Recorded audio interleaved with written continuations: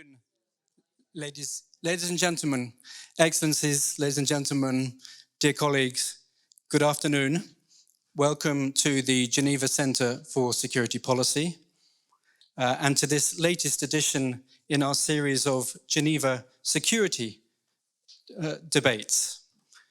My name is Simon Cleabury. I'm the new Head of Arms Control and Disarmament here at the GCSP, and it's my pleasure to welcome you all to the Maison de la Paix, to the GCSP, both the people we have in person in the room with us, and also the people who are joining us online, for this is going to be a hybrid event. Any series on international security wouldn't, in my view, be complete without a discussion of disarmament and arms control. So we were very pleased when we were approached by SOAS, the School of Oriental and African Studies at the University of London, and by Control Arms, to suggest the concept for today's event. And our event takes place at a time when world leaders are gathering in New York to open the next session of the UN General Assembly. There are many challenges on their agenda, but how high does disarmament and arms control figure amongst those priorities?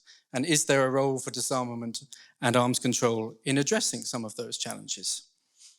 We have a great panel today to discuss some of those issues. I'm going to introduce them shortly, but just a couple of housekeeping matters before we start. Firstly, we will be recording this session, video recording it and taking photographs. So we have what we call a media-free zone here. So if you don't want to appear in the video or you don't want to appear in photos, you can sit here. And in fact, it's full. So if you want to join them over there, you'll have to move your chair over to that zone. Secondly, as with all our Geneva security debates, this event will be held under the Chatham House rule. Once we've heard from our panelists, we will then move to a question and answer session.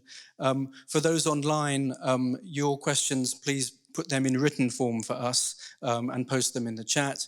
If you're in the room, please just put your hand up and you can ask the question in the normal way. So, now to our debate. I would like to introduce our co-sponsors for this event, the School of African and Oriental Studies, SOAS, part of the University of London. And the concept for this event very much came from Dan Plesch, who is going to make our opening remarks. And so it's only fitting that I give him the floor first to open our event, to make some introductory remarks. Unfortunately, Dan was meant to be here with us, but cancelled flights and rail strikes in the UK have meant that he has not been able to make it to Geneva today. So Dan is joining us online. Dan, I'm going to hand over the floor to you now to give your opening remarks, and then we will move to the panel discussion. Thank you. Thank you so much, Simon. Your Excellencies, ladies and gentlemen, I'm most annoyed I can't be with you here today.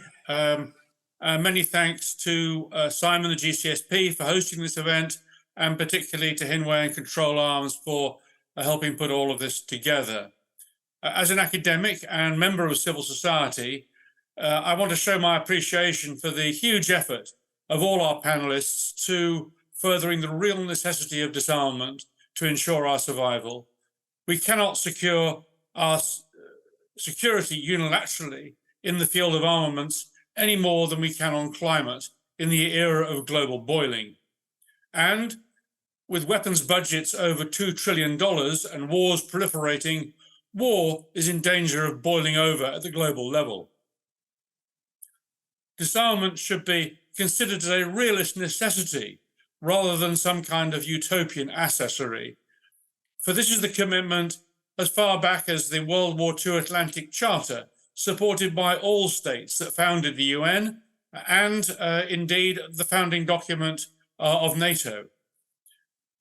Indeed, the Allies in World War II knew that even when victory was uncertain and the war was at its most intense, that post-war planning, including peace planning, was essential to secure that peace, to bind allies together, and to provide a vision for democratic publics. Thus, the new Secretary General's disarmament recommendations in his agenda for peace are of special relevance, and we look forward very much to hearing our panelists' views on the matter. In my introduction, I can't do them justice, but one might just mention his 12 recommendations: to eliminate nuclear weapons, to boost preventive diplomacy, to shift the prevention and sustaining peace paradigm, to accelerate the Sustainable Development Goals, to transform gendered power dynamics in peace and security, to address the interlinkages between climate, peace, and security, to reduce the human cost of weapons, strengthening peace operations, addressing peace enforcement, and particularly in respect to the African Union. And of course, we need to think about the weaponization of emerging domains and promote responsible, innovative action. And in this respect, I think the action on preventing anti-satellite kinetic testing has been a particularly important achievement recently. But lastly, the importance of building stronger collective security machinery is vital. But to enable all of these to happen, we need to reconfigure the disarmament machinery. And I hope that we can develop strong support for this. And to spell out the Secretary General's report, he argues, I think, very convincingly, that the General Assembly should exercise its primary role for substantive deliberations in the field of disarmament. The General Assembly should also agree on standards for the participation of other stakeholders in the subsidiary organs in the field of disarmament.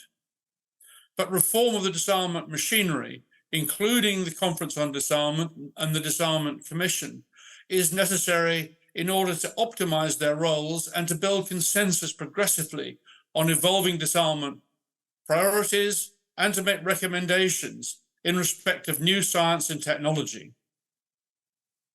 And critically, from the perspective of our discussions today, we need to see, as he recommends, the establishment of a new intergovernmental process to discuss how to achieve the above goals and to consider the role, the timing, and the preparations of a special session of the General Assembly on disarmament.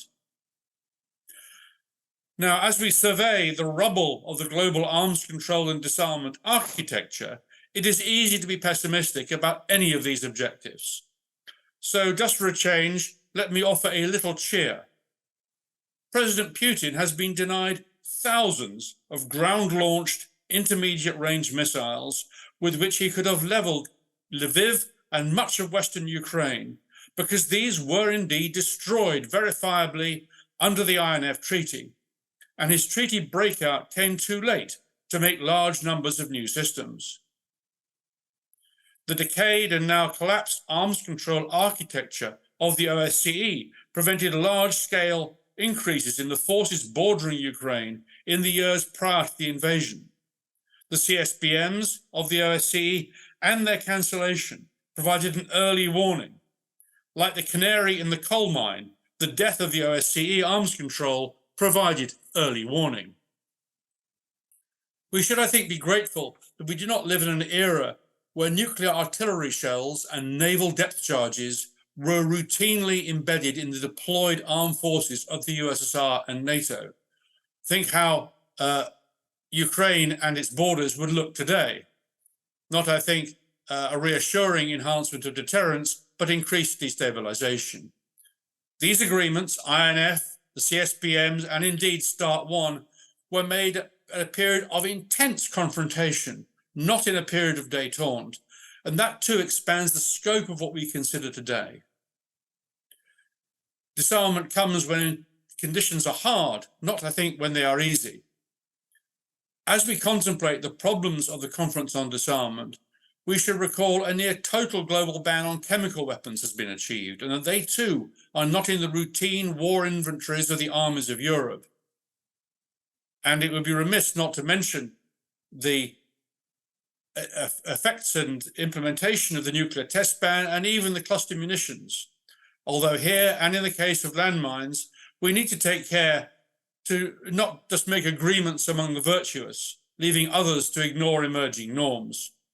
Now, at SOAS, in our project on scrap weapons, the strategic concept for the removal of arms and proliferation, we have long considered that the prime condition for successful weapons control is a period of fear and crisis rather than peace.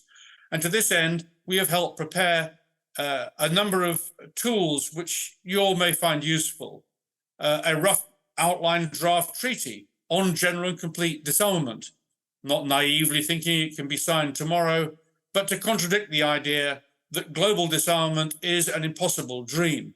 It is indeed a more technically simple task than the control of global industrial production and net zero as required by climate chaos. We have also developed in our forthcoming book on open source investigations in the age of Google, inspired by our conversations with Hans Blix and Rolf Achaeus, we have looked to develop the thinking that verification in the 21st century is not quite the problem it was in earlier times. Now, enough of what we're trying to do at the university to perhaps help your work, but to conclude, though, I want to return to the challenge posed by the Secretary General's disarmament recommendations.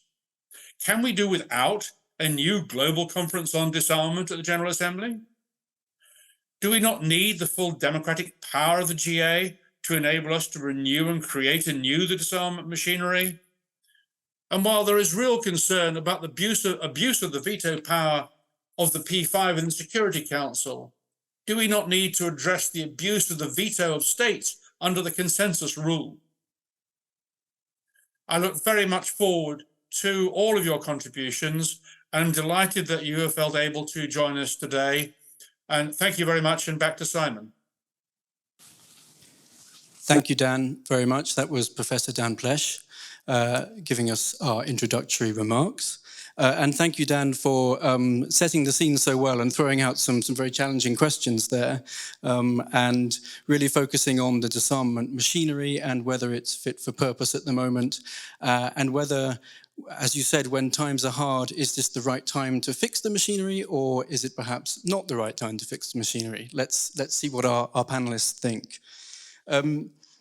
Just so our audience knows, we've asked our panelists to speak today about exactly that, the challenges and opportunities for the disarmament machinery, and to discuss the role that the machinery can play at times of uncertainty in international politics, and whether the mechanisms and the treaties that we have can contribute to peace and security.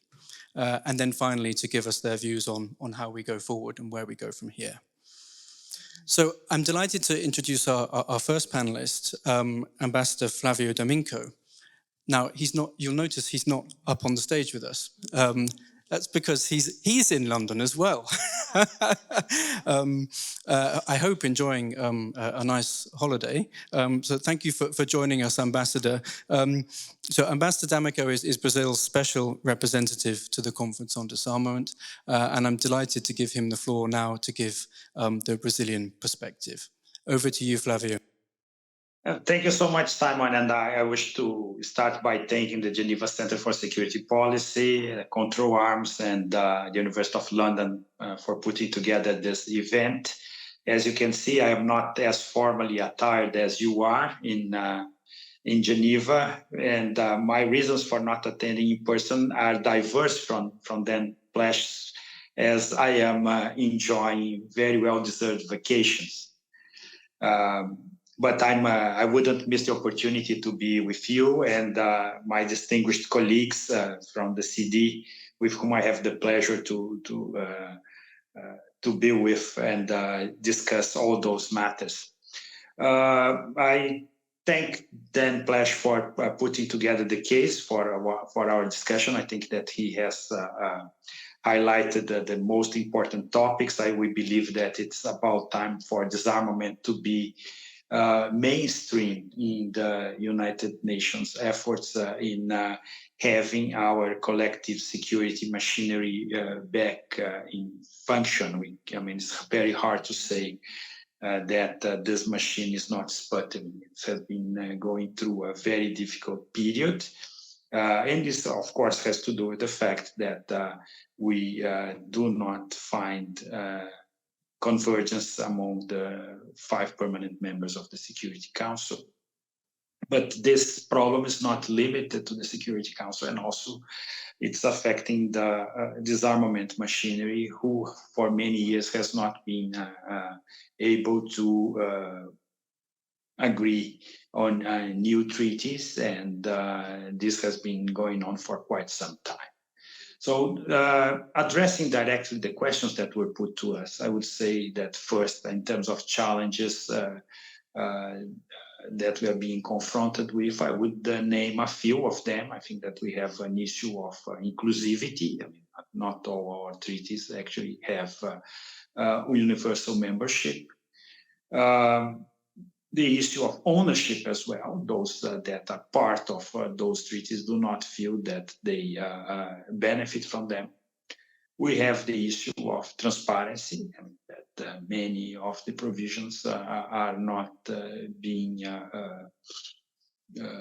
presented in a way that people could see what are the difficulties that we're being confronted with. And finally, the challenge of compliance. So I think that this affects the entire regime, all the regimes in the area of disarmament. Definitely, addressing the second question, treaties, they can provide a modicum of certainty. I would just refer to the fact of the New START, for example, the importance of notifications when people were moving around nuclear assets. The fact that those notifications are still in place actually alleviate risks of misunderstandings or and actually decrease the risks for people being trigger happy in an international scenario fraught with dangers. It's human intelligence might be affected by the lack of confidence on the other part. As to the third question, whether those mechanisms and treaties contribute to peace and security, the reply is clearly on the affirmative. But we have to acknowledge the fact that those legal instruments, they do not live in a void. The deterioration of confidence among members inevitably affect the implementation of legal obligations and commitments. So we see that although the regimes and treaties, they still exist, they are not necessarily being followed to the letter. And of course, then, as to the way forward, which is clearly the most important question, I definitely do not have a silver bullet that would actually sort out a situation that was built over many years. Geopolitical tensions, they do not disappear by decree.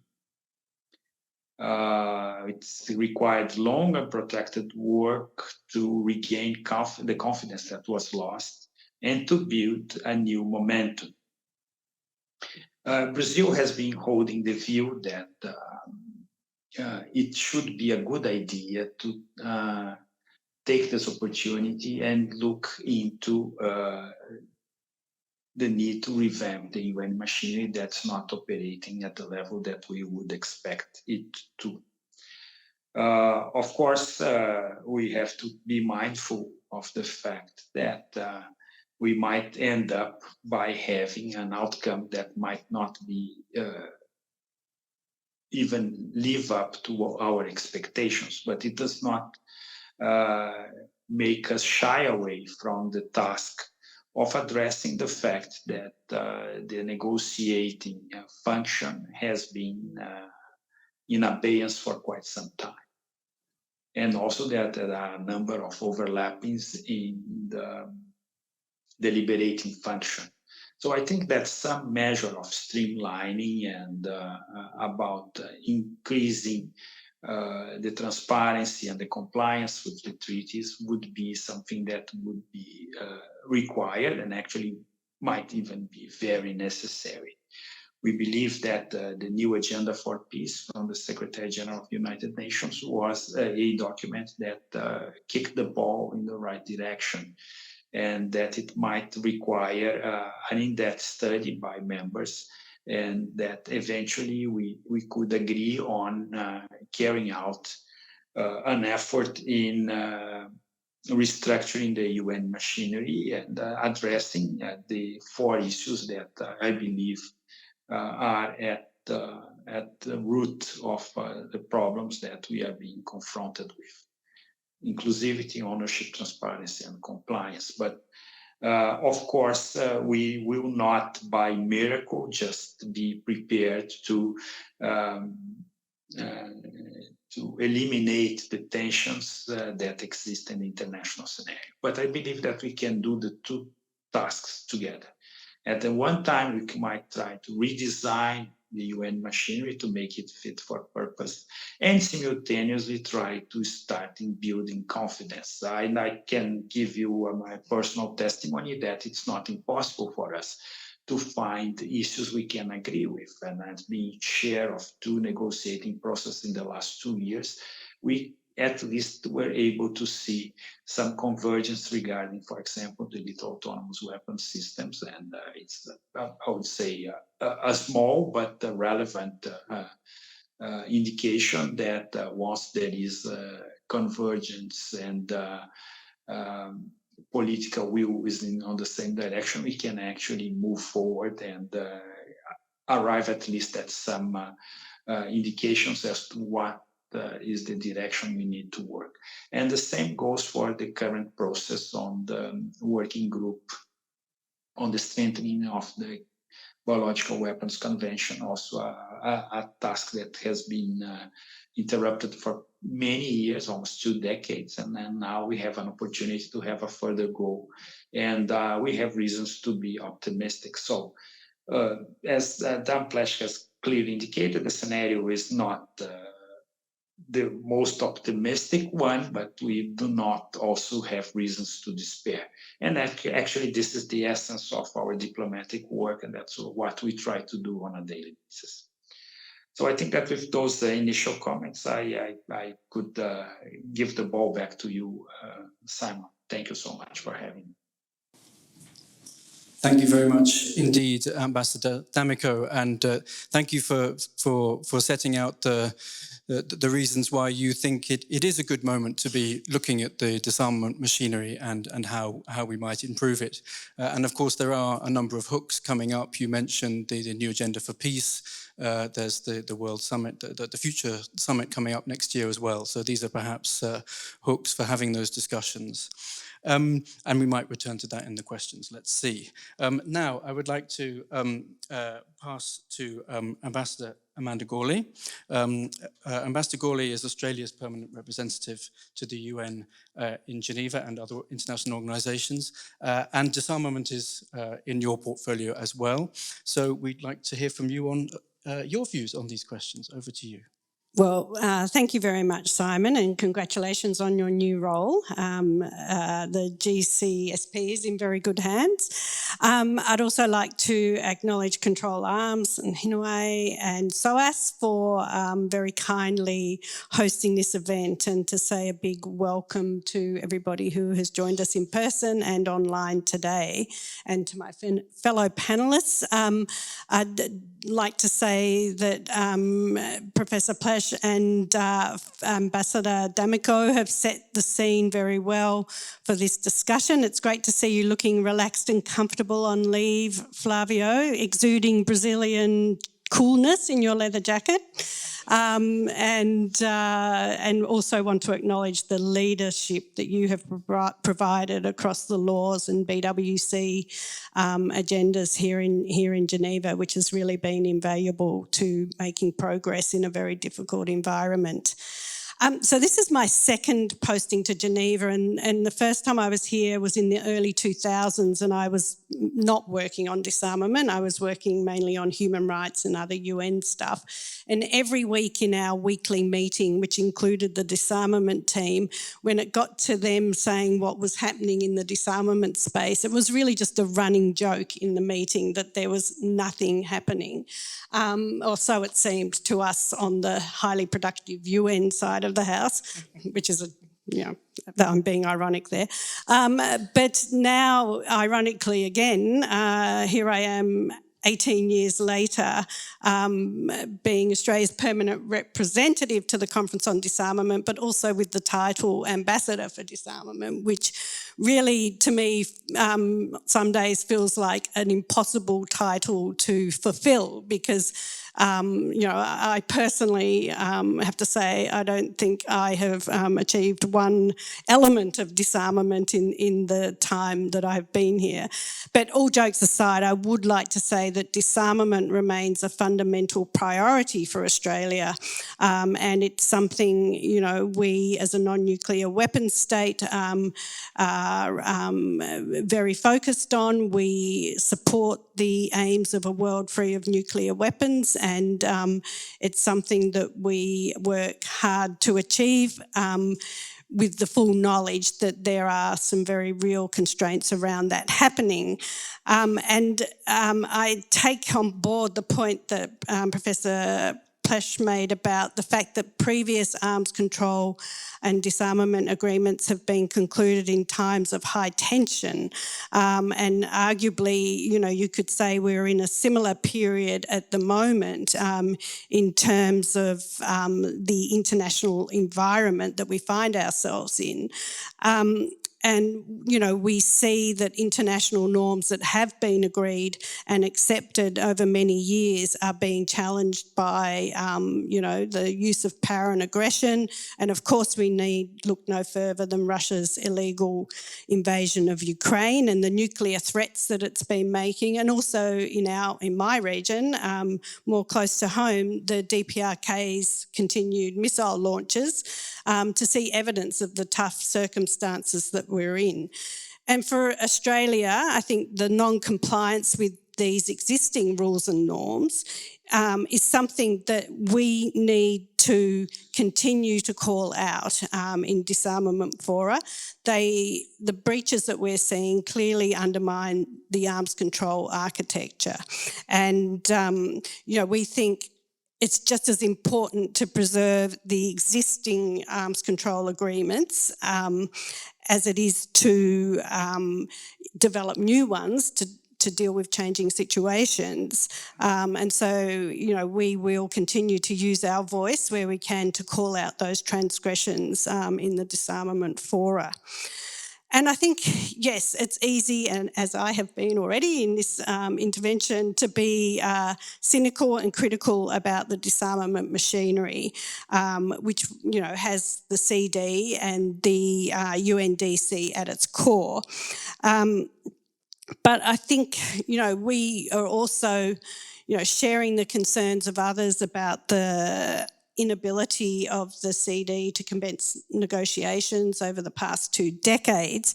And in particular, we're disappointed that it hasn't been possible to start negotiations on what is often called low-hanging fruit, the negotiation of a fissile material cut-off treaty. But notwithstanding these disappointments, we still think that the CD has significant value to us all. It is an important machine and mechanism for building trust and confidence and for exchanging views and building understanding and the personal relationships that really are very important in this context, in any international diplomatic context. And, we need this capacity for dialogue, I guess, more than ever in the current environment where bilateral mechanisms may have fallen apart or only be operating at a very non-senior level. And I think the CD this year has actually been quite productive in terms of the presidents that we've had over the course of the year have been able to host discussions on a range of issues, including FMCT and risk reduction and transparency and verification, AI and gender, which were productive and useful and interesting discussions, even though they didn't involve negotiating specific instruments. And it was also really valuable for us to hear from experts as well as part of those discussions. Transparency is also an issue of very high importance to Australia, and a number of states, including some on this panel, use the CD to share information on their nuclear and space security policies and doctrines. And that sort of transparency improves predictability, it builds confidence and trust, and it also provides accountability. And that's why you will always find Australia advocating for transparency, because not all countries are in fact open and willing to provide that level of transparency around the implementation of their treaty obligations. So we do see the CD as playing a vital role, even though it's not actively fulfilling its mandate at the moment. And also the UN Disarmament Commission, with its global membership, has been able to achieve some progress this year with agreeing on recommendations on the practical implementation of trust and confidence building measures in outer space activities. So as Flavio indicated earlier, there is scope to make some limited progress in those bodies, and they have been able to contribute to peace and security in some senses. But of course, at the end of the day, this all comes down to political will. And that indeed is the main challenge for achieving progress on disarmament. And really, at the end of the day, there's very little that we diplomats here in Geneva can do to change the political will. But we should be doing what we can to ensure that when the political circumstances are more favourable, that we do have the machinery in place, and that we are ready to then act when our political masters are ready to do so. And we must ensure the machinery continues to stay fit for purpose. We, in saying all of that, are not opposed to looking at measures to improve the effectiveness and the functioning of the CD. And there have been really good discussions this year held on that during the French and German presidencies. And of course, the consensus rule, as Professor Plesch mentioned, that is an important principle in the disarmament context, but we are seeing it abused by particularly one country, which has led to the stymieing of progress on issues that are more procedural and don't go to the national security of that country.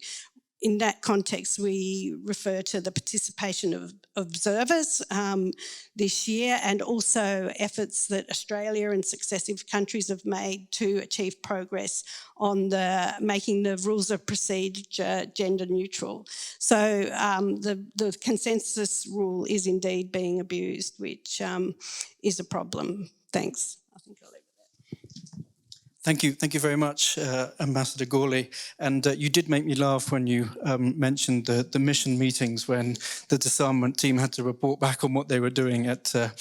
But it did make me think that if you had that meeting now, I think you would have rather a lot to say. And I think thank you for setting out so many of the areas that we work on here and some of them do have, I think, some good prospects as we look forward, despite the very challenging political situation.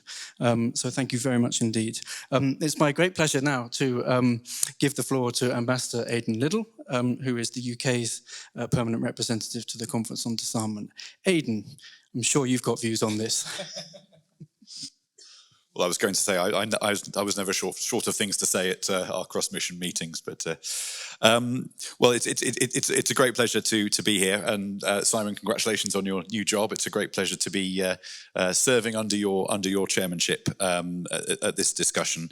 I was always speaking under your control over 5 years when we worked together in the UK mission, but it's a great pleasure to be with you again now.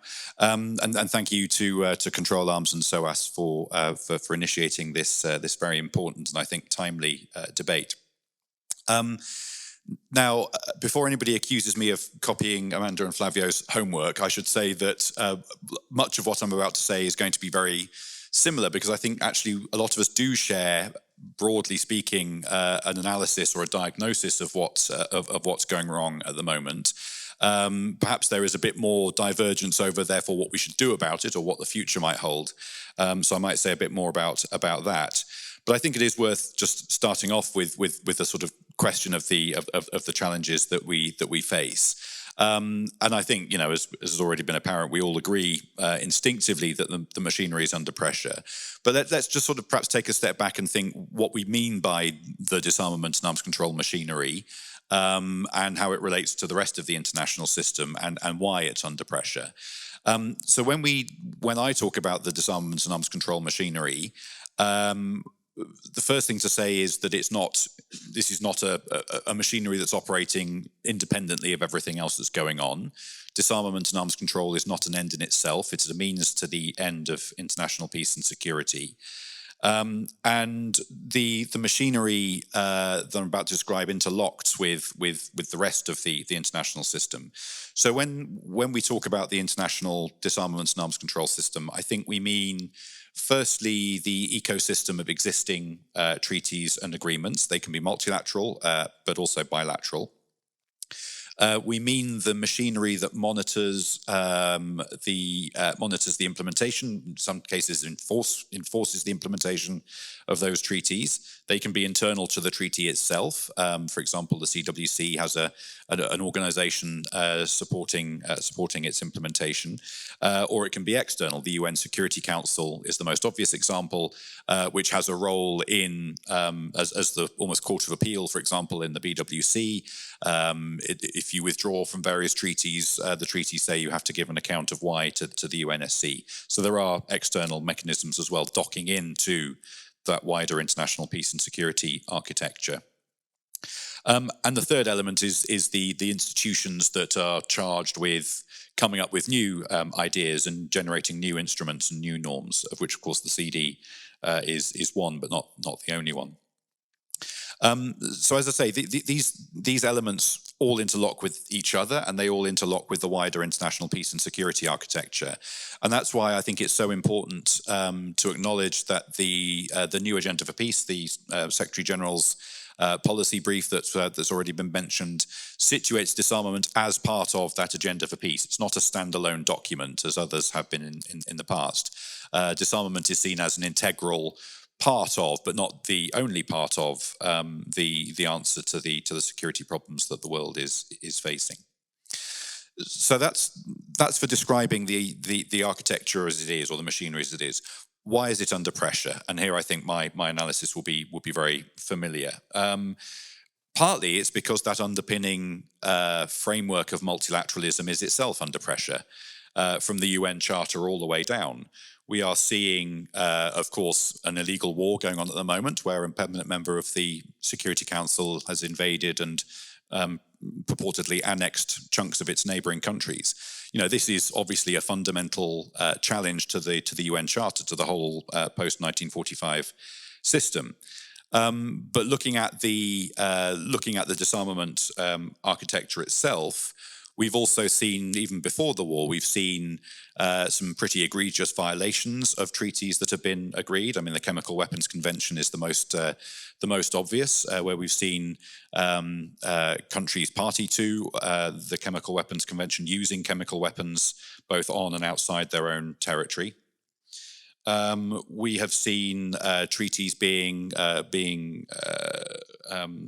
violated in other areas as well. And of course, this creates, this is perhaps both a symptom and a cause of the fundamental lack of trust that I think that we all see. There is a fundamental lack of trust that promises entered into will be kept. And I think if you have that problem, then you really have a very challenging situation. That's particularly true, of course, where there is an absence of effective verification mechanisms. But even then, we have seen, for example, in the INF, where we had pretty good verification systems, the treaty being violated in broad daylight, really.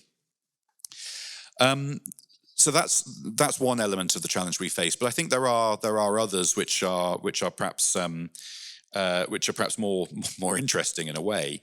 I think the second element I would draw is the fact that we are entering a new technological era, which perhaps the arms control paradigms and tools of the past aren't really well adapted for. I think through the 60s, 70s, 80s, 90s, we developed a pretty good way of doing arms control and disarmament. But what we're now seeing is a need for arms control, disarmament discussions happening in new domains, space, cyber, artificial intelligence, new technologies that both interact with but also stand outside the existing regimes. And I think a lot of the paradigms that we've used and that have had success with in the past simply aren't suited or aren't yet fully adapted to this to new technologies and new domains. The problem of verification is one. We might go into that a little bit later. The problem of dual use capabilities and other issues. So that's a second big challenge, I think, that's putting the machinery under pressure. And the third is simply a lack of mutual self-interest. We hear a lot about political will. Amanda just mentioned it. I tend to think of political will as being a sort of it's a bit like the universal constant that makes the formula work, but nobody can actually define what it means.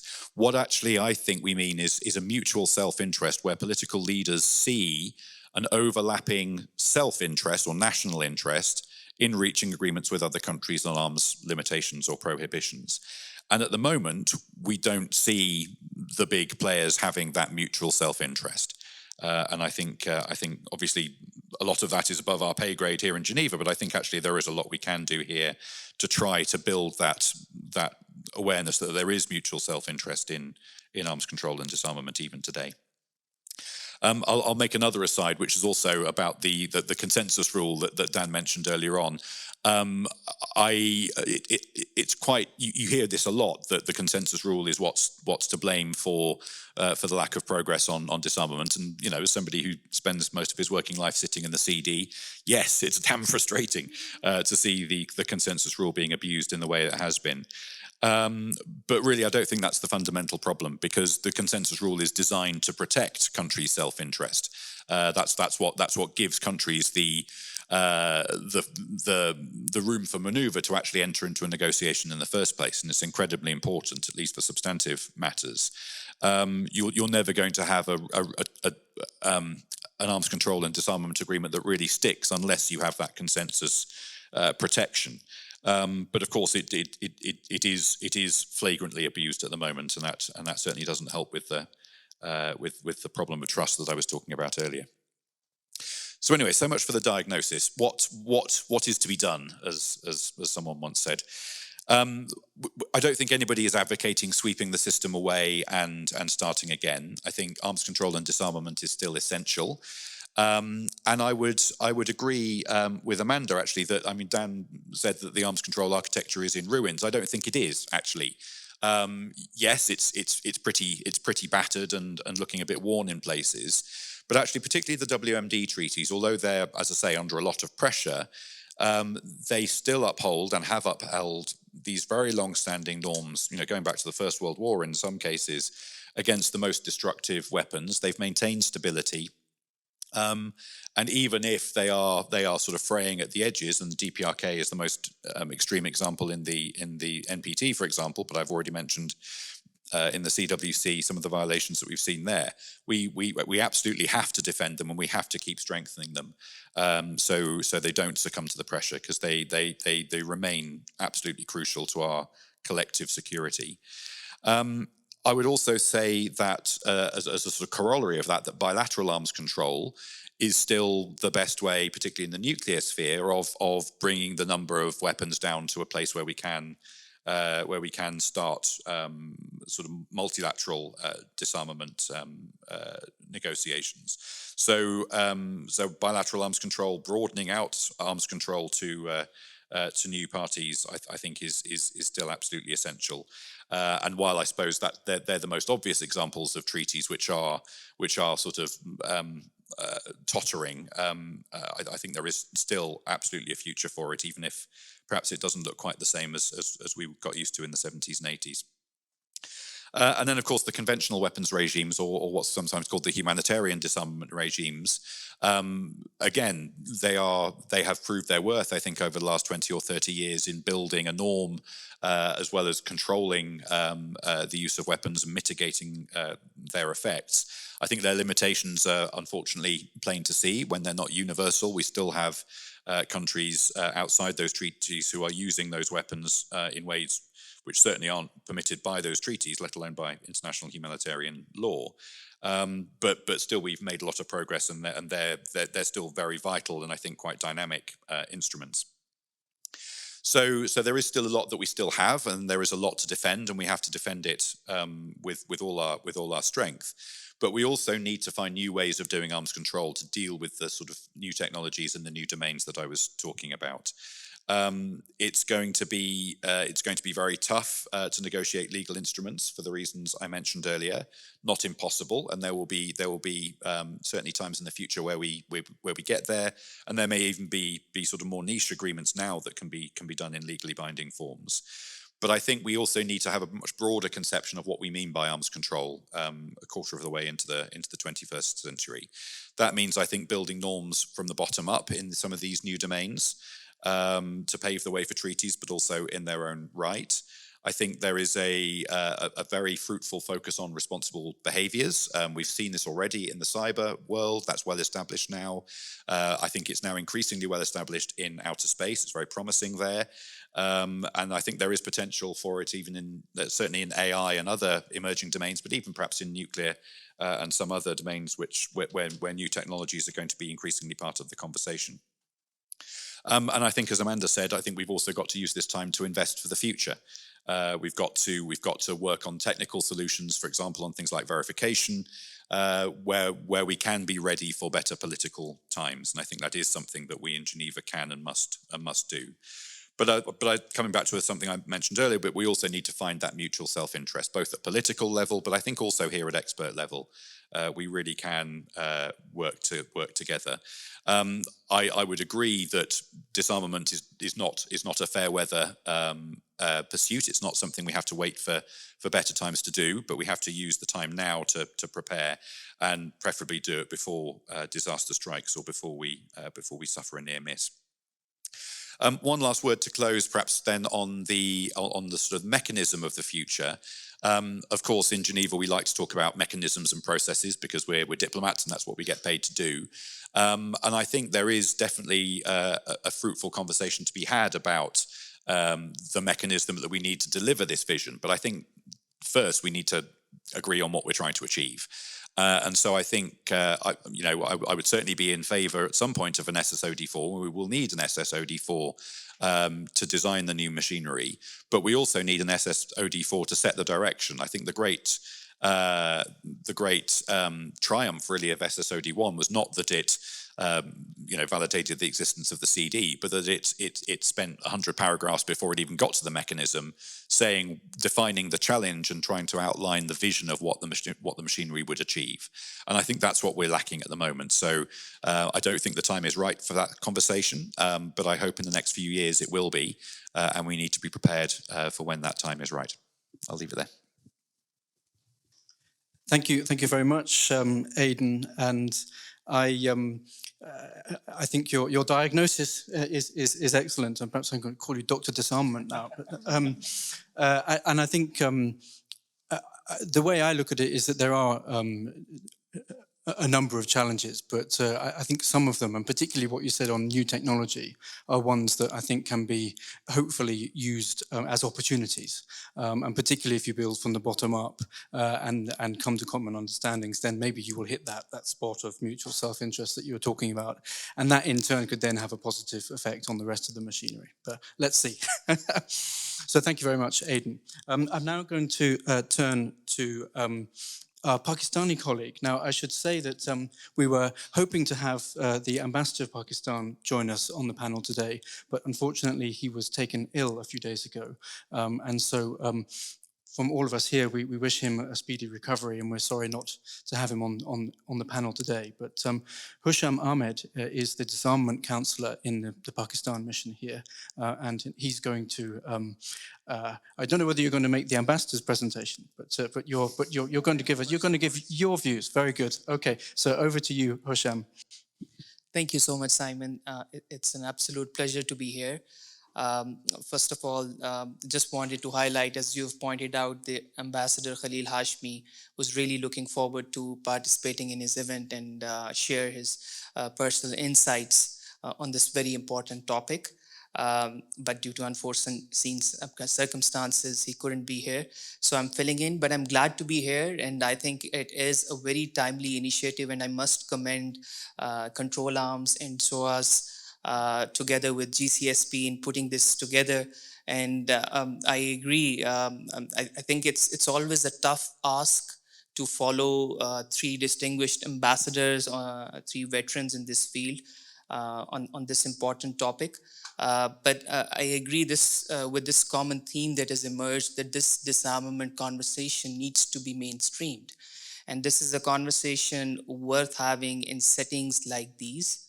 It's timely, it's pertinent, it's something that needs to take place given the challenging environment that we are faced with.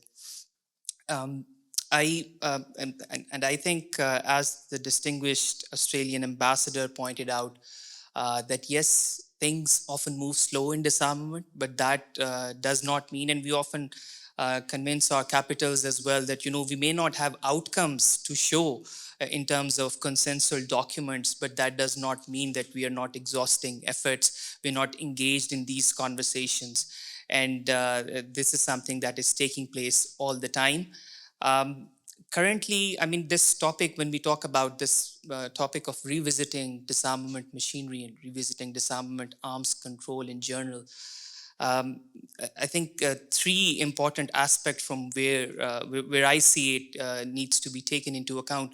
Why do we say that it needs to be revisited? First, of course, as pointed out already by distinguished panelists before me, that we do not have outcomes as many as we would have liked in these past decades or years.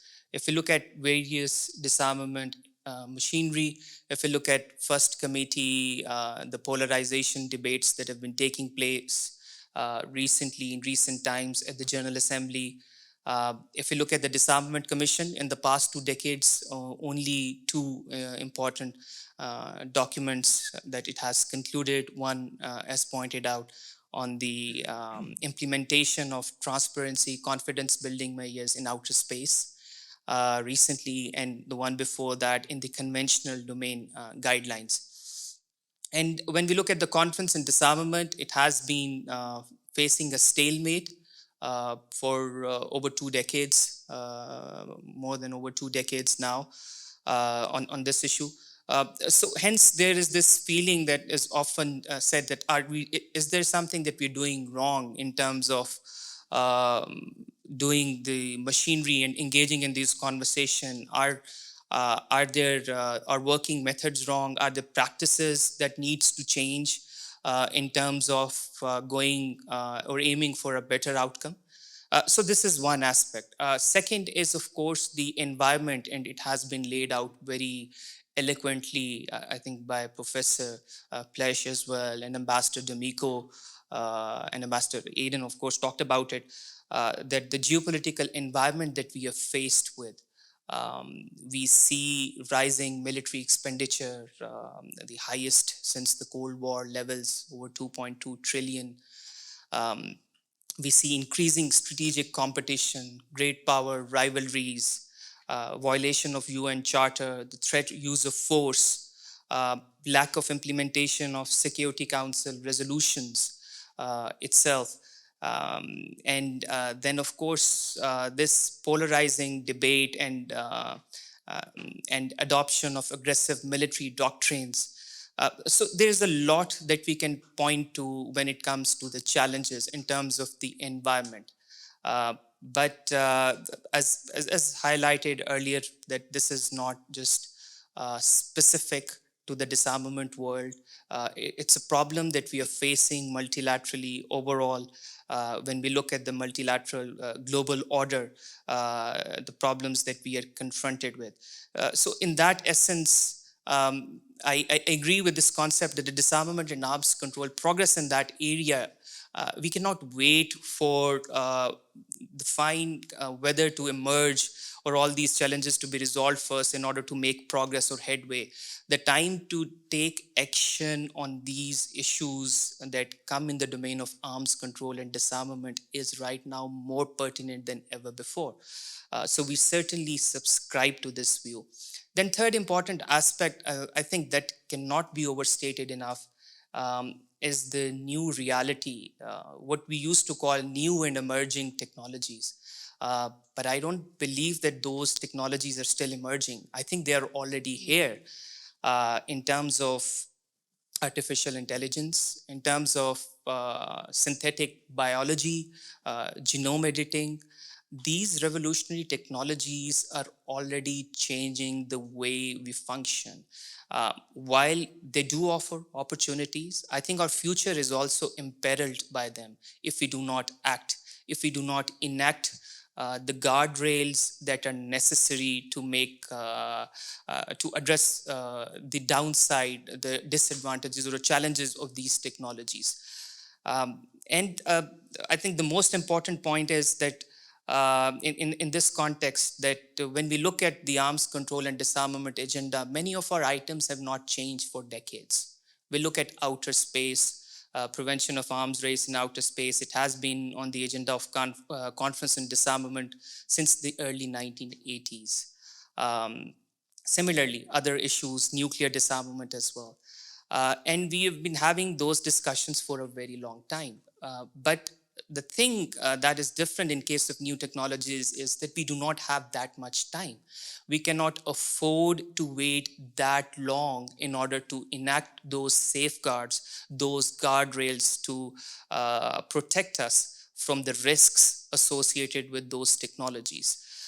So that is an important point. The pace is dizzyingly fast of the evolution of these technologies and the risks that it carries. The symmetrical potential that it has, the general purpose that it carries, and the level of autonomy with which it functions. I think very soon we will be approaching that point in time where establishing control over the trajectory of the evolution of these technologies will not be possible in a way we want. So that window to act in this case, in this area, is very small, very short when we compare it with other traditional areas of arms control and disarmament. Then, of course, I'll say a few words about the machinery, whether if it's fit for design, the disarmament machinery, whether it's fit for design and purpose for which it was built in. Most of the disarmament machinery, whether we talk about conference and disarmament, disarmament commission, other areas, it emanated from the special session of the General Assembly that was held in 1978, or what we refer as SSOD1, where there was this grand agreement that was reached, which we disarmament practitioners often refer to as the Bible of the disarmament. We often go back and refer to all those agreements that were reached back then. During the difficult times, during the peak of the Cold War, we have been able to use the same disarmament machinery, same forum, to agree on treaties, to agree on agreements, to reduce numbers when it comes to different capabilities. to adopt risk reduction and evolve rules of the game in different areas. So we have been able to employ the same mechanisms during difficult times in the past as well. There are precedents in front of us. Right now, the challenges that are often of course, consensus rule is often referred as well, because reaching consensus on these complicated matters is often difficult. And here I would agree with Ambassador Aiden that I think even taking into account the difficulties of consensus rule and principles, still I think the benefits associated with the use of this principle far outweigh the frustration that we may feel at times because of lack of progress. Why? Because here we are talking about the complex security-related matters on which the states have to negotiate.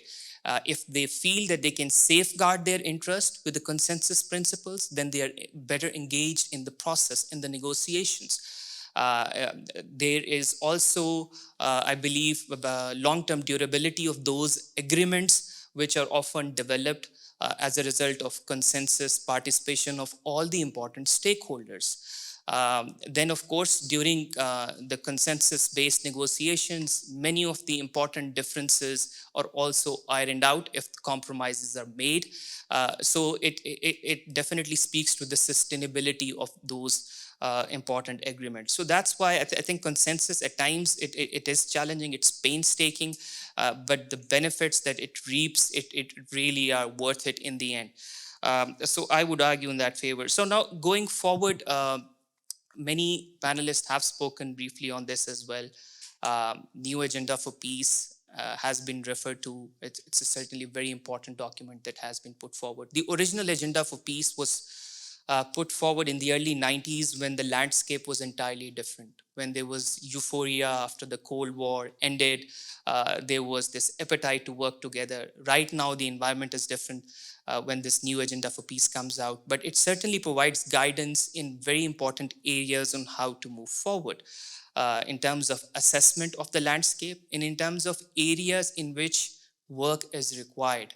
What should be the benchmarks that we should try to meet? For example, in the area of new and emerging technologies, it calls for concluding an agreement on lethal autonomous weapon systems by 2026. In area of artificial intelligence, the Secretary General has urged the member states to develop normative framework on norms to guard against the risks associated with this.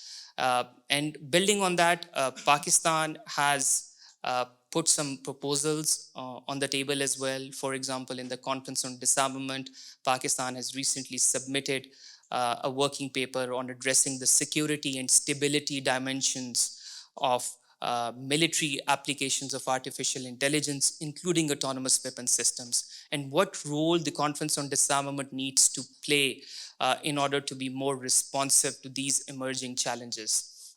In the Convention on Certain Conventional Weapons, there is another proposal that has been put forward by Pakistan of international legally binding instrument on lethal autonomous weapon systems.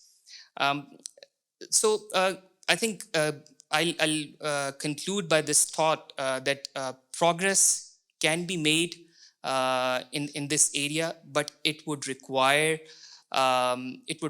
adherence to the foundational principles which we often refer to: adherence to international law, respect to UN Charter, and going back to those important principles. And in this context, of course, convening a new special session of disarmament, or what we refer as SSOD 4, could be an important recommendation.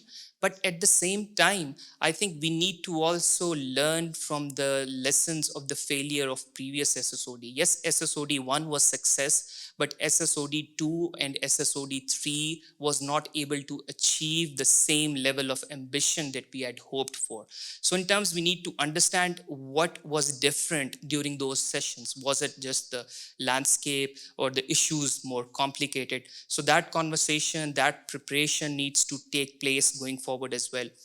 There are several areas, specific areas, if we talk about in the Conference on Disarmament, whether in terms of concluding a new agreement on assuring the non-nuclear weapon states against the threat or use of force, use of nuclear weapons, or what we term as negative security assurances. This, I believe, could be a low-hanging fruit as well in the Conference on Disarmament. Then working with Secretary General in terms of drawing attention to the annual military expenditures and deployments of certain in certain areas by major military significant states. So there are many ideas out there, I think, that are worth exploring, that need to be considered. And this is a conversation that needs to take place in settings like these inside the Disarmament Fora to galvanize support on this important subject. Thank you. Thank you very much, Husham, for the Pakistani perspective. You mentioned a lot there, but one thing I think that hadn't been mentioned before was timelines, and your point about the emerging technology going so quickly. I think the disarmament machinery, there's no reason why it can't react quickly to these things. But of course, we know that it needs the political will to be able to do that. But timelines is also a controversial issue in across the piece. But it is one that a lot of people are mentioning. So I just wanted to flag that one. Finally, I'm turning now to Aisha Pomier Lopez. She's from the mission of Cuba, and she is their disarmament expert. Aisha, would you give us your perspective on these issues? Thank you. Happy to, Simon. Good afternoon, everyone. I would like to begin by thanking you and, well, congratulating you. This is, I think, the second event that I have been under your chairmanship, and it proves that the GCSP shows the right person to move along their agenda on arms control. I would like to thank also SOAS and Control Arms alongside the GCSP. I think that this discussion is very much necessary, and we have been undergoing several different iterations of why we need to revisit, revamp, revitalize, redo the disarmament machinery. So very happy to join in the discussion. I think Husham said that he had very little to say after 3 distinguished ambassadors, even slimmer pickings for myself, but I would do my best for sure.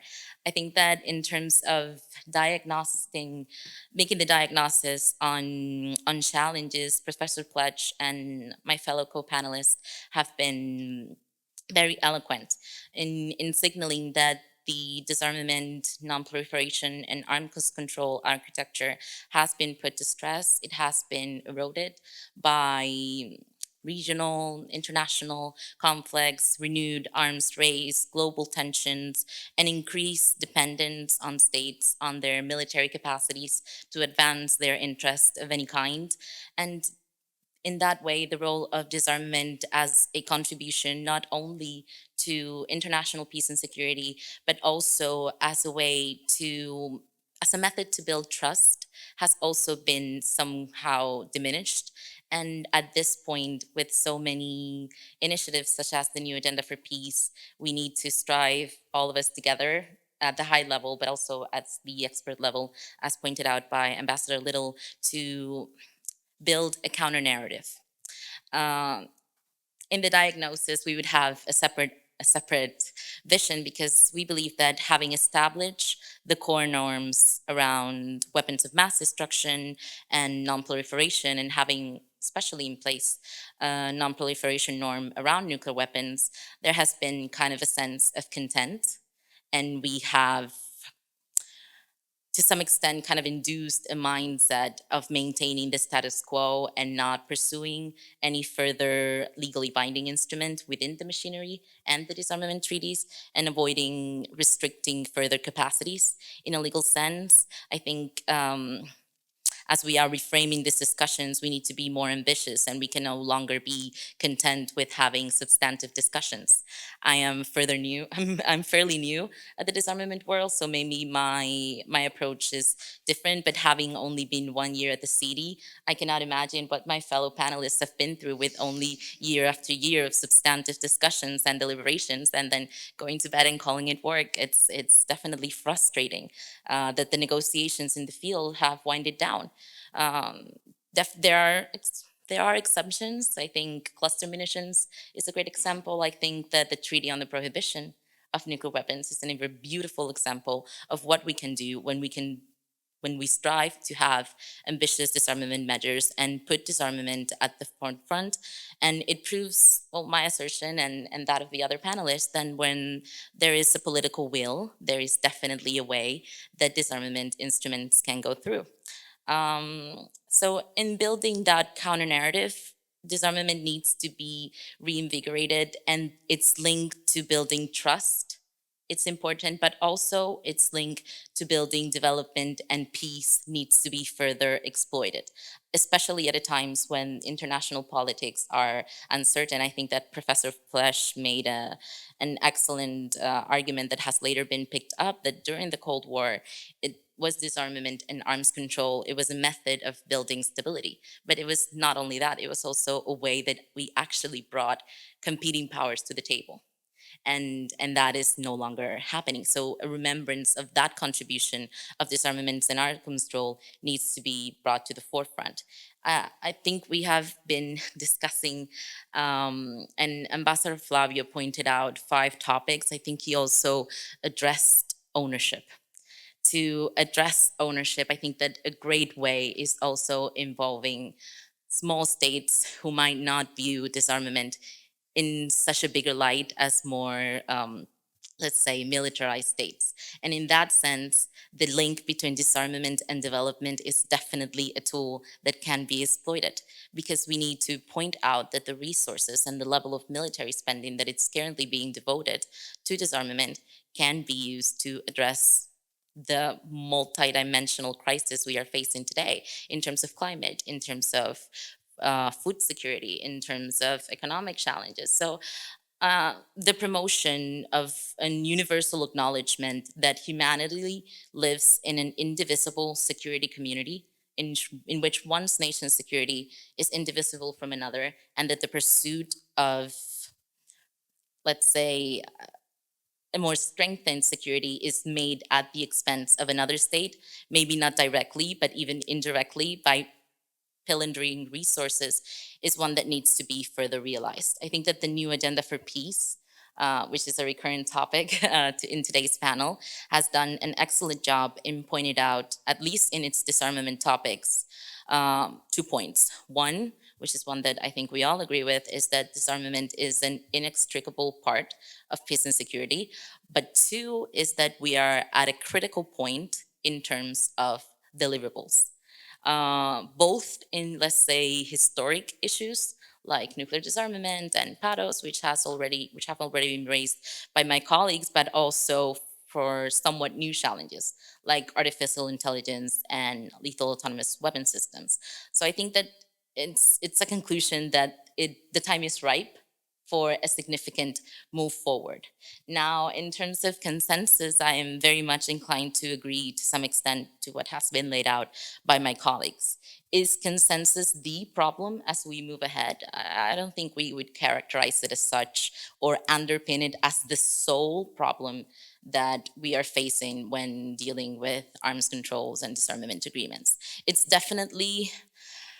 definitely contributes to the stagnation when it's being overused and misused by many. It does not make it better, but good consensus, and I think this is a point where I could echo my Pakistani colleague, good consensus, one that ensures that all different priorities are taken care of within a negotiation, can definitely ensure that the outputs that we produce are swiftly implemented and further universalized in a more expedient manner. Sorry, English is not my first language. However, what we have seen in the past 2 decades, in the sense that consensus is being used not only to ensure core interests, but to even prevent negotiations. That is a status quo that we definitely do not are not happy with, and we see it all the time. I think we have mentioned some low-hanging fruits. I would echo Husham. I think that with nuclear security assurances, the threshold is right there, and we have seen that consensus is the thing that is preventing us from even launching the negotiations. We should not fear to start the negotiation. Everything can be solved. I think if maybe this is a naive view from a not as experienced diplomat, I think that if we all spoke together, we might find a way through. But if we are not even willing to have the conversation, then we are really, really in problem. I think that progress, I dare to say on behalf of all the panelists, looks like a machinery that works, right? And that is responsive not only to historical challenges, but also to the challenges that we face today. So I would not repeat what has been said about the city and the level of frustration and what the UNDC and the UNGA First Committee does in terms of recommendations. I think that their success is also limited and the implementation of recommendations and resolutions is inconsistent at best. So for us, a way to address the betterment of the machinery is definitely, and I would echo Ambassador Flavio because we do not shy away from that challenge, to convene a fourth special session on disarmament and SSOD4. I think that we believe that the annual resolution that is brought forward by the non-aligned movement definitely demonstrate that there is an appetite to have the discussion. And I would echo myself, we should not be afraid to have the discussion and engage in those efforts. If the outcome afterwards is not as ambitious as we would like, or it does not suffice what we would like, that does not mean that we blow up the entire machinery, but at least we had a serious consideration of what works and what doesn't, of what ways that we can see that it can improve. I think that to the best of my recollection, there have been 3 OEWGs on SSOD4, 2003, 2007, and 2016, and we have already identified some key issues in terms of agenda and what we would like to do. The new agenda for peace definitely brings up some issues that we need to consider further. Some have addressed the challenges and let's say the cons of an SSOD4. I would like to highlight some of the positive, right? I think that if we had an SSOD4, we would have a more serious discussion as to revamping and updating the machinery, including its methods of work. I think it would allow us to make an assessment of our collective priorities. I think that Husham, to some extent, pointed out that the agenda, for instance, of the CD has looked the same for over 20 years, and we are dealing with new challenges today. So maybe the inclusion in an SSOD4 of new priorities that we need to manage, as well as historical priorities such as nuclear disarmament, that would definitely be a plus, and we would no longer be stagnated in same old discussions. And we could talk about emerging technologies within the overarching disarmament agenda.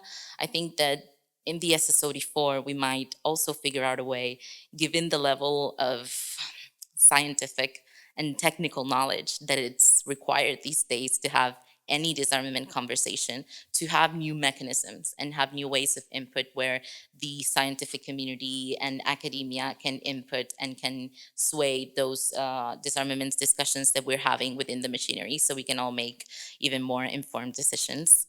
There's also the idea of increased visibility and having a recommitment to disarmament efforts at the highest level. I think Ambassador Lillard, to an extent, pointed out that and I have said that disarmament is not viewed as the tool that it once was, and that we need to do that from our expert level. But in the end, as you rightfully pointed out, it is not our decision to make, be it ambassador or be it at any other level. That happens at a higher stage. So first of all, we need to involve that higher stage in the discussions. And if we don't provide them with the platform, then what are we doing? If we're not providing them with a space to come and lay down our priorities as to how we wish to see the machinery work, besides the high-level debate of the Conference on Disarmament, give them a meaningful space, and recommit all of us to disarmament, then that would be definitely a way forward. And we think that as part of the efforts that are being undertaken within the new Agenda for Peace, and we need to answer to that call of the Secretary General to develop a new vision for disarmament. And for us, one of the way forwards in that is convening that SSOD4. That is a way to ensure, as I said, that we remain up to date, but also that when we address new challenges as AI or laws, that we are going bottom up, we can also ensure continuity towards legally binding instruments in the long run. I think that would be about it. Thank you very much indeed, Aisha, and thanks for kind of bringing us back to where we started on talking about the special session, the fourth special session on disarmament, which I'm sure will be it could be quite a hot topic at this year's first committee, which is coming up next month. We're going to move to the Q&A section. Now we have microphones in the ceiling here, so there's no need to use microphones, but please beware of that in the audience, that it will pick up all the sound. So I'm going to open the floor now to questions, and yes, I see one at the back there, sir. Please. Wait for the microphone, or No. Oh, sorry, there isn't one. Go ahead. Okay. Introduce yourself. Yes, thank you so much. Pleasure to be here. Good afternoon, all. Osman from Stop Killer Robots. One of the themes that I think all of you spoke about was the necessity for resilience in the face of difficult political circumstances, and the necessity to have hope, because there have been positive achievements that are being made. One of them is, of course, progress being made on autonomous weapons systems. This year, there has been excellent working papers from, I think, all the states represented here within the discussions at the CCW. There have also been various international conferences in Costa Rica, in the Dominican Republic, in the Netherlands, one being planned in the Philippines, and one last week in Trinidad and Tobago. And we see that there is clear momentum for a legally binding instrument. Now 100 states calling for legally binding instruments. The Agenda for Peace, all of you referred to that. One of the areas that has been highlighted is the need for urgent negotiations by 2026. But the question I have is, how do states support the UN Secretary General's call to achieve that milestone of a legally binding instrument by 2026? What concrete measures can be taken? Okay, thank you very much. One at the front here. Yeah. Awesome. Thank you. Simon, panelist, Dan Plesh, he's still here online. First, it's Can you introduce yourself? Umarov Arsen from Mission of Kazakhstan in Geneva. Is it Chatham House rule or not here? So the first is about the title, about the progress or regression. As many speakers said, that there are no such many evidence of progress.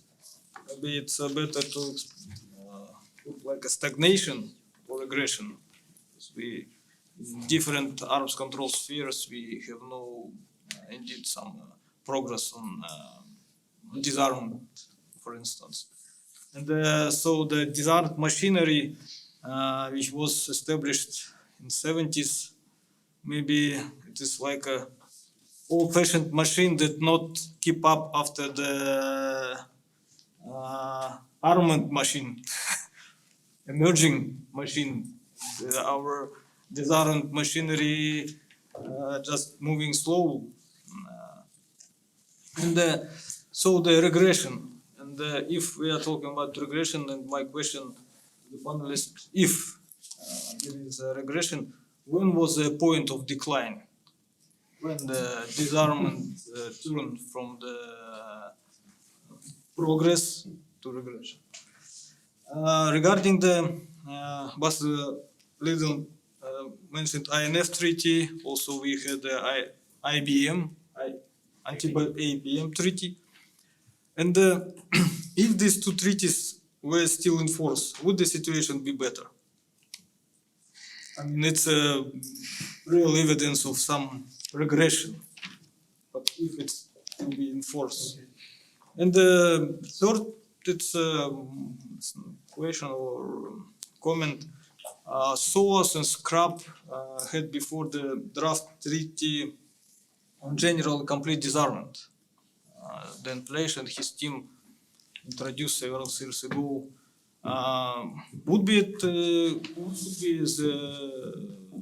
solution to have such a comprehensive disarmament treaty, since all this arms control situation, as you all said, that in difficulties, not in some particular areas, in the broader context of all this peace and security agenda. So if we will have some general and complete disarmament treaty, is it possible to negotiate or to even think about such a treaty?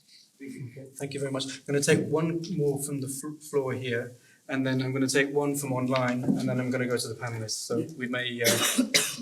Thank you very much. Thank you very much. Yes, my name is Riyad Bazia. I'm from civil society in the UN Geneva since a while. Yes, political will is determined in the multilateral system, and we are under the multilateral and under the UN system. Yes, previously there was another lexicography which used to be massive destruction. Nowadays, armed control machinery, but it is also, it could be, or it cannot be humanitarian affairs.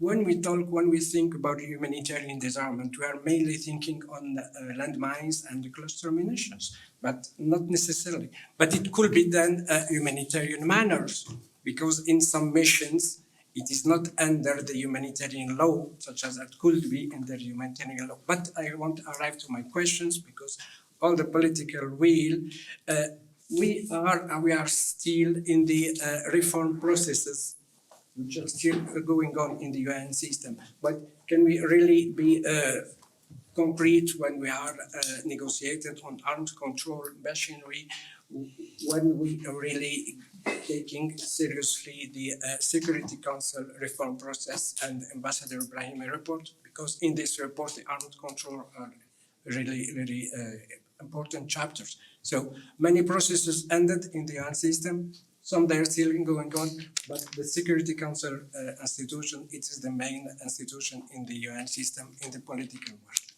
Okay, thank you. I'm going to, there were two questions which came in online which picked up on a couple of points there. So one was this concept of human-centered disarmament, which is in the new agenda for peace, asking for panelists' view on that. And there was another question asking about the issue of whether the UN Charter needs to be renegotiated, redrafted, and whether there is scope for that process, if it were to happen, to improve, to address the future of disarmament, or to address the challenges to disarmament. So I'm going to give you the floor, if it's really quick, please, because we're Hicham Lemnissi for GPRI. I'm sorry for my English, it's not my first language. I have just one question on armed controls. In your reflection, what is the place of new technology? I think especially on spatial weapons, cognitive systems, new use of drones and nanotechnologies. Okay, thank you very much. So we're short on time. So what I think I'll do is I'll go. Perhaps we'll go in the order that the panelists spoke. Ambassador D'Amico, are you still there? Yes. Flavio, perhaps you address one or two of those questions. I know that there've been many. Perhaps you pick two or three. Okay, I mean, regarding the possibility of having a legally binding instrument on lethal autonomous weapon systems by 2026, I think that will depend very much on states whether they will feel capable to address the many challenges for the drawing up of a treaty. I do not believe that this is an easy matter, and that it does not necessarily need to go through a legally binding instrument. I think that other instruments that actually are being complied with are more important. And the other issue is that you have to have on board all the key states that are at the forefront of the research in those weapon systems. think that the fact of merely having a legally binding instrument does not ensure its universality. And this is a challenge that we have to have always in mind. And this is perhaps the biggest difficulty in dealing with disarmament affairs, which is the fact that you have to have on board all those that have capabilities in those weapon systems, but also they very likely would like to hedge against the possibility of actually developing something new that would provide them with military advantage. So it's like a double-edged sword. I mean, you have to have them on board, but they also might be a sort of force against the development of those treaties. So that's not why normally it takes some time for weapon systems to be consolidated, and only after that you'll be in a position to actually initiate an arms control instrument. So we see that there is the difficulty involved with lethal autonomous weapon systems is that although they might have been approaching a moment in which they will be fully operational, the full range of possibilities is not exhausted. And so it's quite usual to see that those that might be at the forefront of research will be, to a certain extent, lukewarm to developing a system that is really operational. So this is the sort of circumstances that we have to ponder, and that they are concrete difficulties in trying to have a legally binding instruments. And this is the sort of issue that can only be tackled in a diplomatic approach to it, and then try to convince people, to persuade them. And of course, the civil society has a huge role in to perform on that. And we see that last year, in this year, in 2023, in which we were able at least to agree on some concepts that civil society was able to change the perception of some very key stakeholders into the process, and this enabled us to reach out some sort of outcomes. The other point that I would like to attack is this question about whether we are on the cusp of progress or regression, and I think that the landscape is very mixed. I think that the tasks ahead of us is, to a certain extent, to avoid the further fraying of some weapons regimes, which is clearly the case of the weapons of mass destruction regimes. I mean, I tend to agree with what Ambassador Lido indicated, that to a great extent, the taboos regarding the use of weapons of mass destruction are holding up well. But of course, we have some challenges in the area of non-proliferation that need to be attacked. So I think that we certainly need to break the mold of not bringing up new outcomes, new commitments, new joint undertakings to shore up those regimes. The other point that my colleagues were quite good at were to indicate that new technologies are bringing enormous challenges to us, and they are a further factor complicating the entire equation. So clearly in the area of new technologies, what we need is progress, new progress, so as to try to start to rein on those new weapon systems. And as far as to the UN machinery in the area of disarmament, we have to get to the conclusion that multilateralism is not going through its best period. I mean, it has been confronted with a number of challenges, and in particular, disarmament is an area that is a much more difficult one, because it deals with the most sensitive aspects of the security of states. And the political economy for finalizing disarmament agreements is not a very good one, because those that because security is not a commodity that, although scarce, can be easily monetized. And of course, a new disarmament regime in place would certainly imply that states will be curtailing their expenditures in armaments, and this will certainly have impacts on arms industries that, as we all know, are very influential in our government. So the proposition of going forward with disarmament treaties is something that is not something that we could actually assume that is easy to be achieved.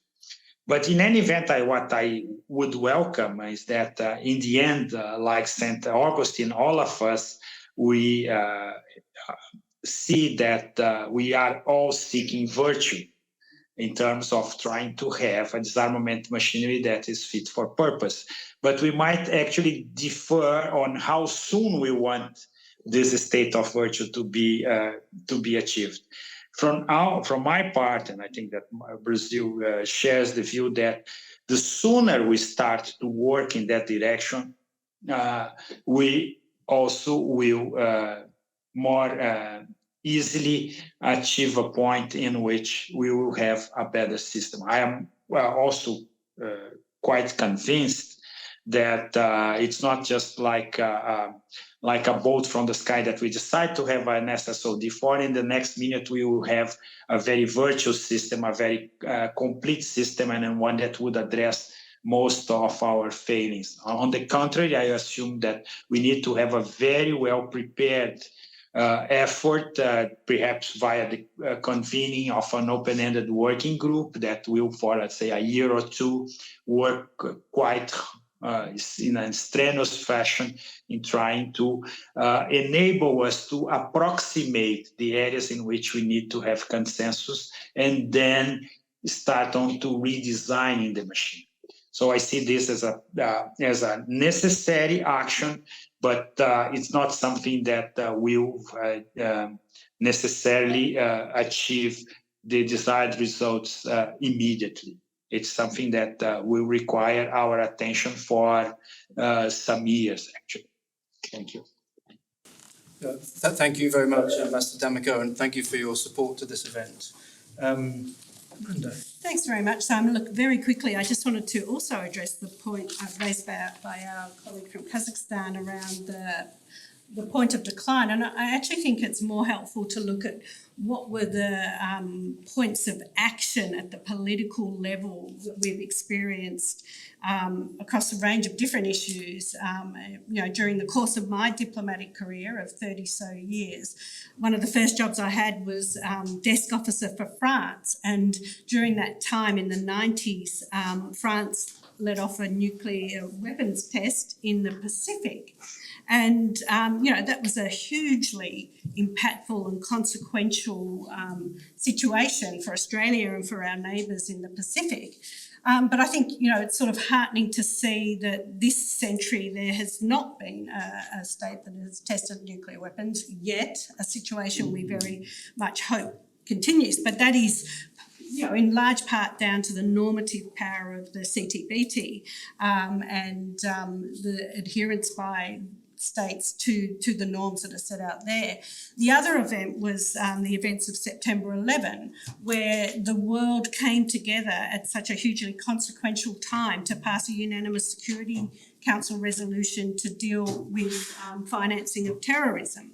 And then I'd say in our current times, the biggest event was the COVID-19 pandemic, where states have come together now in the WHO to negotiate a pandemic instrument. Now, it's not easy going, but it is these hugely sort of consequential moments that engage our collective interests that really bring about the political will to move forward on these things. But I think, unfortunately, when you're talking about weapons of mass destruction, the consequences of some sort of catastrophic event like that are so existential that, we don't want to get to that point to be able to, catalyse around making progress on disarmament. So I think that's the heart of our challenge now. Thank you. Thank you very much. Aidan. Thank you. So to the same question, actually, I wouldn't want to pinpoint a point of decline because I don't think there is a sort of arc of arms control.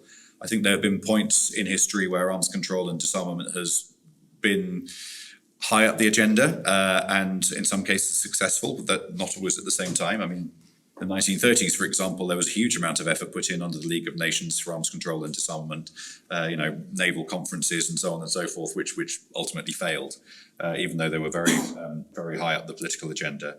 There was another peak, I guess, in the sort of late 60s, well, from the Cuban Missile Crisis onwards, really up to the negotiation of the BWC, the sort of through the 60s and into the early 70s. And then again, in the early 90s after the end of the Cold War. But between those points, there have been points of deep depression, I suspect. I think any of us, although we're frustrated now in the CD, I suspect if we'd been in the CD in the early 80s or, we would have been equally frustrated at the lack of progress. What, of course, our predecessors did in the 80s was, even though everyone was talking about the importance of a comprehensive test ban treaty, the big powers didn't want one at the time. There was no consensus on that at a political level. But at a working level, what we did in the CD was to put together a group of scientific experts who designed, well, who first had to answer the question, would it be possible to verify a comprehensive nuclear test ban? I think when they started that work, it was widely thought it wasn't possible. But of course, by the time the political window opened up in the late 80s, early 90s, they had worked out it was, and there was basically a monitoring system ready to be adopted almost wholesale by the negotiators. So I think that's really a lesson for us now, even when times are tough and there isn't that mutual political self-interest in negotiating. We can do the technical work now on things like verification and other things. The other thing I'll mention is the question of the comprehensive treaty. I think, again, the lesson really from the 1930s is that sort of comprehensive approach is very attractive because, it's a bit like UN Security Council reforms to the other question. As soon as you start pulling on one thread, you realize that everything's connected to something else. If you're going to negotiate on nuclear, then perhaps you have to negotiate on space or AI as well, and actually everything sort of links. But if you make too many linkages, and again, this is the lesson of the CD, you end up with nothing and making progress on nothing. And I think that the lesson of the sort of naval conferences from the 30s, or the more ambitious approaches from the 30s, is that if you try and put everything in one basket, then everybody has something to defend. But the trouble is, those trade-offs never work in a sort of linear fashion. So you end up complicating a negotiation rather than simplifying it. So I think there's probably a reason why that approach sort of faded from consciousness from the 70s onwards. And then just finally on the question of UN Security Council reform, absolutely. I mean, as I mentioned, the disarmament machinery docks into the wider UN peace and security architecture and vice versa. So there certainly is a link there. To the question online, though, I wouldn't suggest renegotiating the UN Charter to get a better language on disarmament. That would be the tail wagging the dog. But I think when you, and I worry that opening up these things now, you would end up with something worse than we have. I think if we were negotiating the UN Charter from scratch today, I doubt we would end up with anything like what we actually have. So I think you do have to look at wider institutional reform in the same way. But yeah, I think we have to be careful that we don't throw the baby out with the bathwater, as we say in English.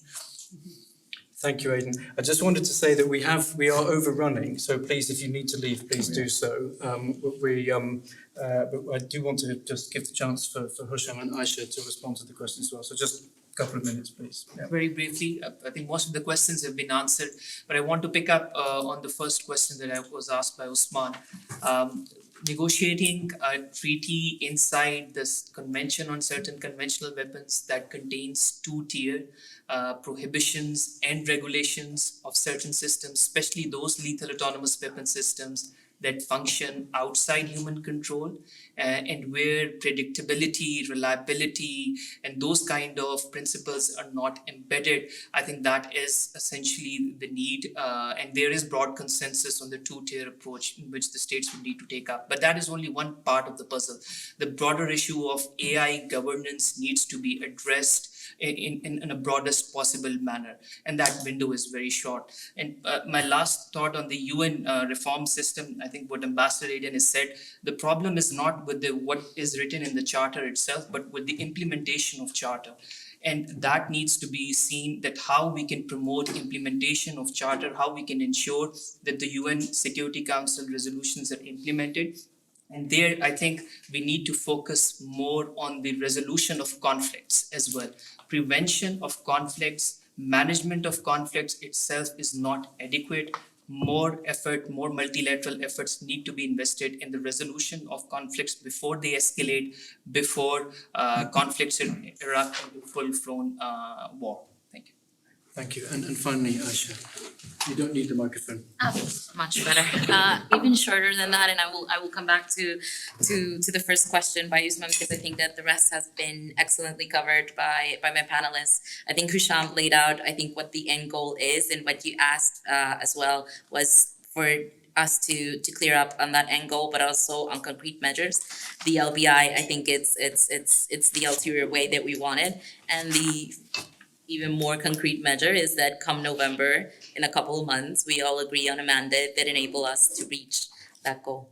And that's about it from me. Great, thank you so much. To finish, Hinaway from Control Arms is going to say a few words. Yeah, so thanks very much for what has been a very interesting debate, and clearly we could have talked for much longer today. One of the best descriptions I've ever heard about the disarmament machinery, and here I'm talking about the fora that are charged with negotiating new instruments, is that it's something like a Bermuda Triangle, where it's not necessarily the problem of issues going missing, but forever being left in a state of limbo. And Ambassador Gawley referred to the Russian Federation's threat to use nuclear weapons. And, I would know one of the worrying aspects of this was that there was a failure of a collective response to this. And this is but one example of, why we need to really revisit the UN disarmament machinery, and that the current status quo simply cannot be allowed to continue on. For these reasons, we're very interested in this proposal for an SSOD4, and wish the proponents of this initiative all the very best. In these circumstances, it's incumbent on us to at least try, and also to bring about a process that is inclusive and takes into account the security interests of all states. So now the final thanks. Thanks very much to all of the panellists for sharing with us your views and insights. Thanks very much to the audience. I hope that this has been a useful discussion, and one that you've found interesting. And finally, it remains for me to thank Simon and Zoe and all of the team at GCSP, and also to SOAS University, which, despite the many challenges we confront, continues to demand that the UN disarmament machinery live up to its responsibilities. Thanks very much.